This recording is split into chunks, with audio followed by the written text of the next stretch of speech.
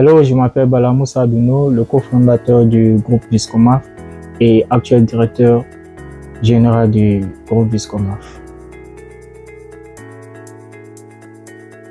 Viscomaf Company Limited est une société agréée par l'État ghanéen et nous sommes là pour aider les étrangers, spécialement les francophones ou tout étranger souhaitant de vivre ici au Ghana ou de venir étudier au Ghana. Nos services sont l'immobilier, le permis de résidence, la carte non-citizen ghanéen. Nous sommes aussi dans la communication, nous sommes dans le marketing, nous sommes dans le tourisme, nous sommes dans beaucoup de choses, dans la location de voitures, et c'est ça. Ok, la différence entre le non-citizen Ghana Card et puis le permis de résidence, c'est que le permis de résidence te permet de vivre au Ghana légalement. Et le permis de résidence est toujours dans le passeport qui est donné par l'immigration. Et en ce qui concerne la non-citizen Ghana Card, c'est une carte qui va plus te permettre de gérer quelques procédures administratives, parce que sans cela, c'est vraiment impossible de faire quelques procédures administratives telles que même avoir un mobile money. On appelle ça dans les pays francophones Orange Money.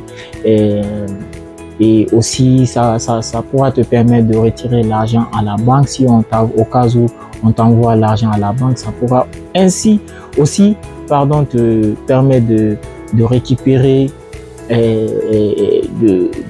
d'ouvrir un compte à la banque, je voulais dire.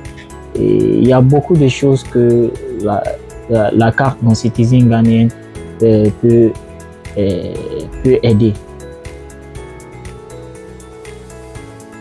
La durée des deux, pour le permis de résidence, c'est 1 an, et pour la carte non-citizen ghanéenne, c'est aussi 1 an, renouvelable. Donc, ça veut dire que avant 1 an là expire, vous devez renouveler votre permis de résidence ou votre non-citizen Ghana Card. Maintenant, en ce qui concerne les pièces à fournir pour le permis de résidence, si par exemple vous êtes un étudiant, vous avez besoin d'une lettre d'admission, d'une lettre de demande de permis de résidence provenant de l'école, et la photocopie du reçu, 2 photos d'identité, on appelle ici au Ghana passeport picture, et puis l'argent. Voilà. Et pour la carte non-citizen ghanéen, la seule pièce à fournir, c'est le passeport. Vous venez avec votre passeport et puis on va aller ensemble pour faire le même jour. En ce qui concerne les pénalités pour le permis de résidence, comme je l'ai dit précédemment, pour le permis de résidence, quand on vous donne un permis de résidence pour 1 an, avant que 1 an n'arrive, vous devez renouveler, c'est-à-dire à partir du 11e mois, quelques semaines, en tout cas avant la date d'expiration. Mais dès que la date dépasse, par exemple c'est le 15 février 2024 que votre permis va être expiré, avant le 24, je dis, ou le 23, en tout cas avant la date là, vous devez renouveler, ou bien le même jour. Mais si un seul jour s'ajoute à votre date d'expiration, ça veut dire que les pénalités vont être commencées à compter. Et les pénalités, c'est 60 Ghana par mois pour les gens de l'Afrique de l'Ouest, pour les citoyens de l'Afrique de l'Ouest, et les autres pays, c'est 80 Ghana cedis. Maintenant, il y a beaucoup de types de permis de résidence aussi. Ce que je vous expliquais, ça c'est pour les étudiants. Maintenant, nous avons aussi pour les travailleurs. Pour les travailleurs, le prix c'est 500 $ pour les citoyens de l'Afrique de l'Ouest et 1000 $ pour les autres pays. Voilà, ça ce sont les prix officiels que nous sommes en train de vous dire. En ce qui concerne, il y a certaines charges que je ne peux pas dire ici parce que c'est trop. Donc, c'est un peu ça. En ce qui concerne la carte non-citizen pour la pénalité, la carte non-citizen, je trouve que c'est un peu mieux par rapport au permis de résidence, parce que la carte non-citizen est pénalité. En tout cas, le côté de pénalité, la carte non-citizen, on fait par an. C'est-à-dire, si vous faites le premier jour, le premier temps, disons pour une première fois, c'est $120. Pour renouveler, c'est $60. Maintenant, si vous ne renouvelez pas pendant un an, c'est $60 qui sera la pénalité. Pas comme le permis de résidence qui est 60 Ghana par mois ou 80 Ghana par mois.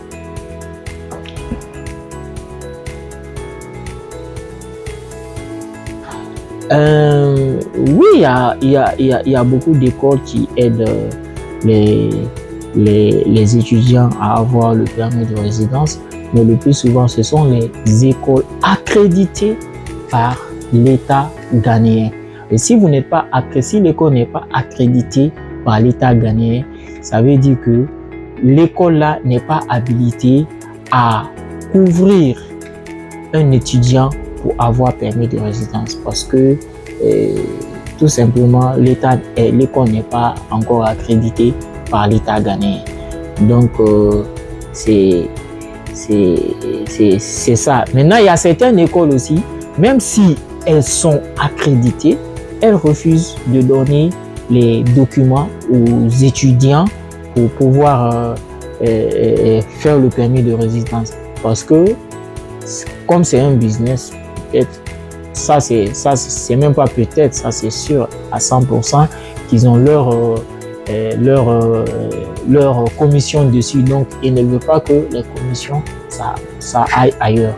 Donc raison pour laquelle il y a certaines écoles, ils ne veulent pas, parce que il y a certains étudiants qui vont voir que nous ou bien une autre personne est en train de faire moins que l'école. Donc quand l'école va aller demander les documents pour faire le permis de résidence, il complique les choses pour l'étudiant. Donc si les étudiants ne savent pas cela, mais je vais essayer d'exposer ça ici, c'est leur droit d'avoir les documents là.